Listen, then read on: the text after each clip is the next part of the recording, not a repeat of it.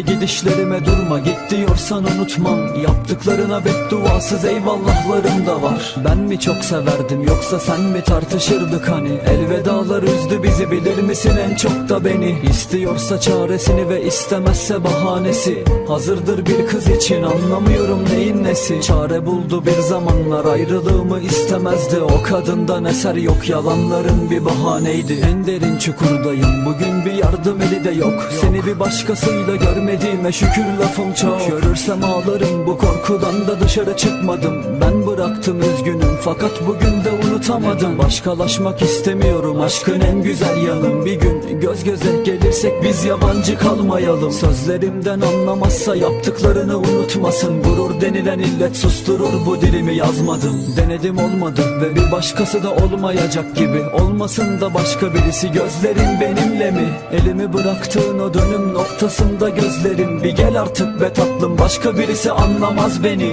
Yokluk içimi parçalar, ben sensizlikle savaştayım. Fotoğraflarına bakınca canlanırdı anılarım. Bilir misin bu yüzden korkarım, derindir anılarım. Unutmadığımı yazdığım satırlarımdan anlasın. Yeni bir şarkı yaptım ama kalbe marifet değil. Kalbimin sen olmayan bir tarafı cehennem gibi. Sol yanımdasın melek bakışlarınla akılda. Meleklerin bir kalbi yok, sen üzülüp de ağlama. Dolmuyor unutturan kadehlerim sen olmadan. Varsa bizi de anlatan bir şarkı çalsın durmadan. Sen en güzel yanım ve girdiğim yegane günahlarım. Çalmasın yüzünden yokluğum güzel bakışlarını. Şimdi dalga geçercesine unuttuğumu söylesem, İnanma ne olur körfezimde şahit unutamam ki ben. Adını karaladım, sayarken adını duvara karaladım. Bir yokluk içine düştüm, içmedim, günah dedim kadın.